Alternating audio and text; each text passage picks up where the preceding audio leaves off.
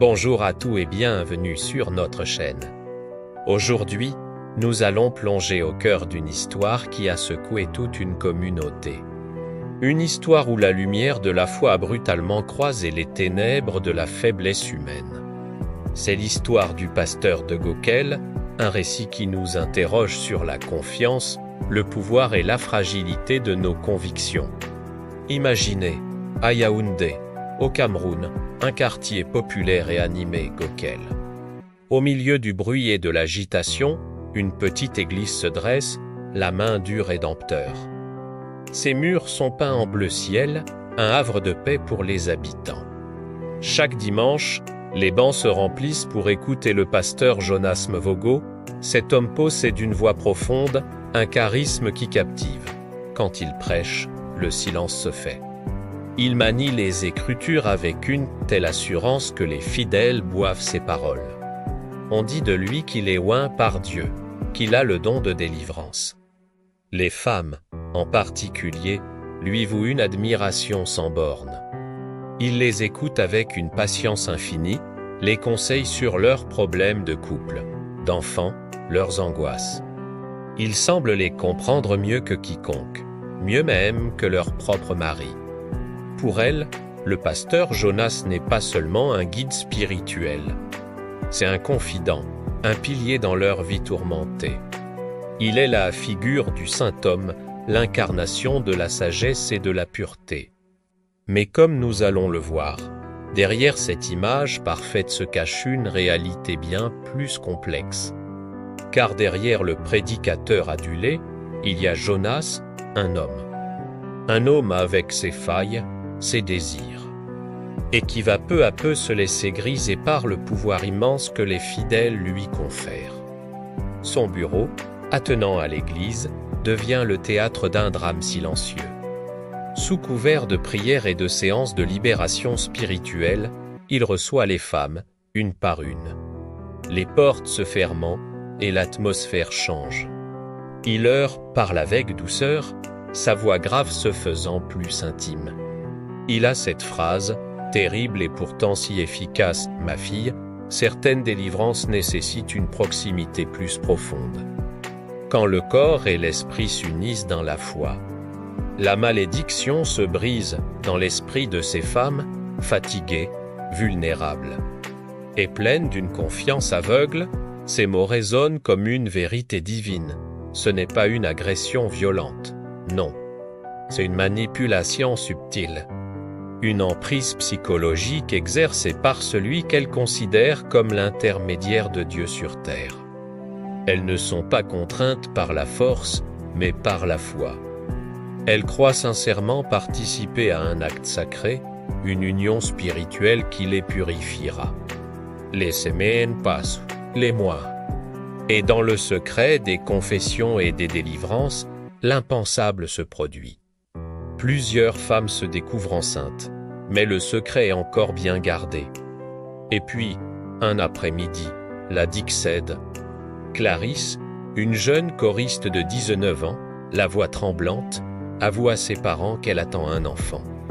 Et le père, dit-elle, c'est le pasteur Jonas au début, c'est le choc, l'incrédulité. Comment une telle chose sert-elle possible? L'homme de Dieu, si pur, si respecté, c'est forcément un mensonge, une calomnie. Mais la confession de Clare y s'agit comme une étincelle. D'autres langues, longtemps nouées par la honte et la confusion, commencent à se délier. Une autre femme, puis une autre. En moins d'un mois, le scandale prend une ampleur inimaginable. On compte 15 femmes enceintes, toutes désignant le même homme. Parmi elles, des jeunes filles, mais aussi 3 femmes mariées. Le quartier de Gokel s'embrase. C'est le chaos. Au marché, dans les rues, on ne parle que de ça. Le camp des accusateurs crie au scandale, à l'hypocrisie. Le camp des défenseurs, composé des fidèles les plus loyaux, hurle au complot. Ce sont des mensonges, crie-t-il. Le diable veut salir l'homme de Dieu. C'est une épreuve. Mais les faits sont têtus.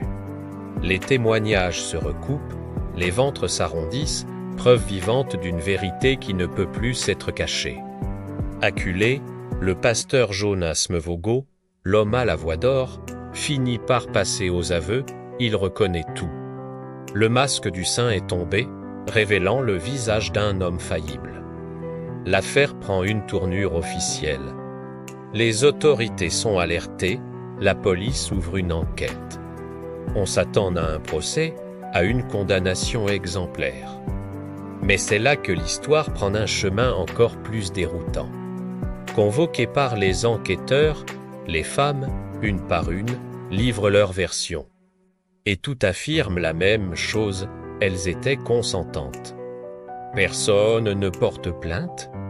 Elles expliquent avoir cru, sincèrement, partager un moment béni, une union spirituelle nécessaire à leur délivrance, sous la direction de leur pasteur.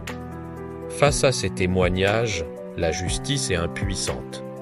Sur le plan légal, sans plainter avec le consentement des clares et des victimes, il n'y a pas d'infraction. Aucune poursuite judiciaire n'est engagée contre Jonas Mvogo, aux yeux de la loi, il est libre. Mais dans les rues de Gokel, dans le cœur de ses anciens fidèles, le verdict est déjà tombé. Il n'est peut-être pas coupable pour les hommes en robe noire, mais il est condamné par les consciences. Son église, autrefois pleine, a craqué, se vide aussi vite qu'elle s'était remplie. Ceux qui, hier encore, le défendaient avec ferveur, baissent désormais les yeux et changent de trottoir quand ils le croisent. Le silence est devenu plus lourd que n'importe quelle insulte. Quelques semaines plus tard, un dimanche matin, Jonas Mvogo monte une dernière fois sur sa chaire. L'église est presque vide. Seuls quelques anciens, des visages ridés par le temps et baignés de larmes, sont encore là, assis sur les bancs de bois. Sa voix, autrefois si puissante, est maintenant brisée. Il ne prêche pas, il confesse. « J'ai servi Dieu avec sincérité », commence-t-il, « mais j'ai laissé la chair me dominer. J'ai confondu mon pouvoir spirituel avec un droit sur vos âmes et vos corps », il ajoute, lucide, « je ne suis pas le seul coupable. J'ai trompé, c'est vrai, mais j'ai aussi été adulé. Votre admiration aveugle m'a transformé en roi. » Puis, dans un geste lourd de sens, il dépose sa Bible sur l'autel. Se retourne et quitte l'église sans un regard en arrière. C'est la fin du pasteur de Gokel. L'église, la main du Rédempteur, reste fermée. Les mois passent. Les mauvaises herbes envahissent les marches, la peinture bleue s'écaille. Le bâtiment devient une sorte de tombeau, un mémorial silencieux d'une foi trahie. Les habitants passent devant, le regard fuyant. Les blessures, elles, sont profondes et lentes à guérir. Les 15 femmes vivent leur maternité dans un mélange de courage et de honte.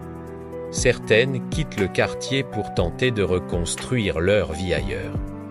D'autres restent, élevant seuls leurs enfants, rappel constant du scandale. Pour les maris trompés, le chemin du pardon est long et douloureux. Mais au-delà des drames personnels, c'est toute la communauté qui est changée. Une méfiance est installée. On ne confie plus son âme aussi facilement à un homme, même s'il cite la Bible avec éloquence. Les habitants de Gokel ont appris, à leurs dépens, une leçon brutale: la foi ne doit pas être un spectacle ou une simple émotion. La véritable foi ne réside pas dans la personne du guide, aussi charismatique soit-il, mais dans le message qu'il est censé porter. Quelle morale tirer de cette histoire tragique? La sainteté d'un homme ne se mesure pas à la longueur de ses prières ou à la puissance de sa voix, mais à la pureté et à l'intégrité de ses actes.